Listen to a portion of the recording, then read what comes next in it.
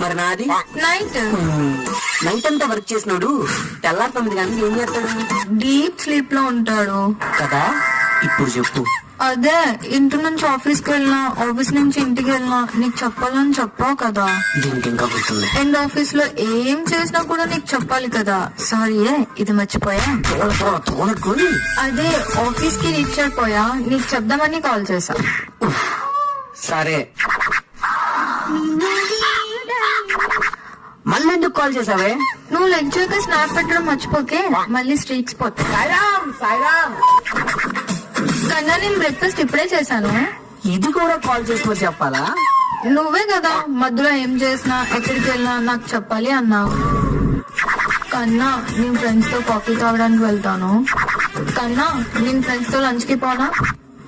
ఓయ్ కన్నా ఇంక పడుకుంది చాలు, లేచి లంచ్. అసలు నువ్వు నన్ను ఎక్కడ పడుకొని ఇచ్చావే?